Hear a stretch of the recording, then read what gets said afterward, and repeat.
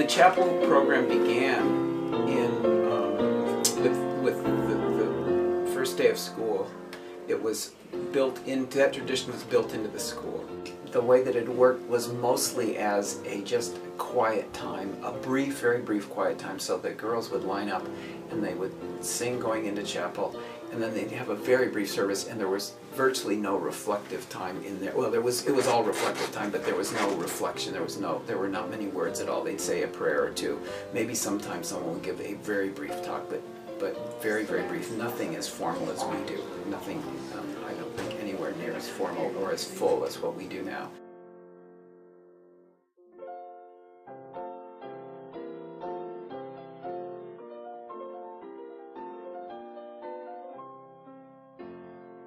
I think it's a time for a kind of reflection and a time to be with themselves in ways that they just aren't. We live in such a busy, frantic culture in some ways, and a distractible. They live such distractible and distracted lives that they need times when they are just by themselves and with their own thoughts. And even if they're not listening, the fact that they can just sit quietly with themselves, I think, is a very good thing. And silence, I think, is a big, important part of chapel. Also, there for years was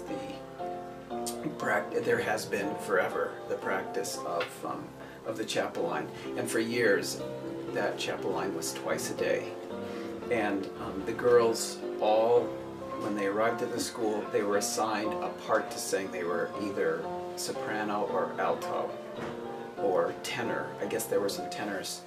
And they sang all the music in parts. They had to memorize their parts, and they still, to this day, the alums who come back from the classes before the 60s know those hymns. They just know them by heart. They remember them even after all these years.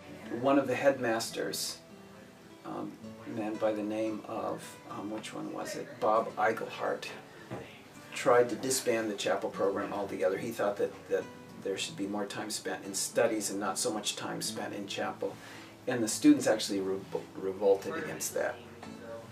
And he announced that there was not going to be any chapel program. And I don't know how long the school went without any chapel program. I don't know if it lasted a year or a little while, but I just know, you can probably find out from the people in archives, but I just know that it didn't last forever because the students demanded that there be that the chapel line be reinstituted in the school. So it was, and I think it was reinstituted twice a day again.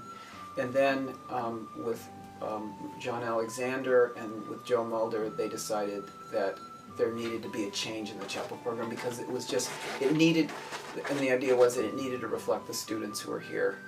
And so they changed from twice a day to once a day.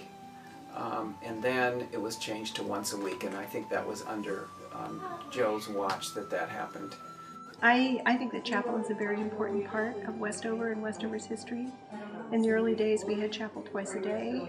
The student body is quite different now, and we only have chapel once a week, but our chapel program is very strong, and I believe we're one of the few schools that still has one. We process into chapel, which I have always enjoyed, and people have different feelings about it. But chapel brings the whole school together, faculty and students. We have student speakers, we have faculty speakers, we have speakers from outside. Often they are chapel talks, not sermons, because the chapel is not as religious a place as it used to be. It's just, sort of a part of Westover's blood.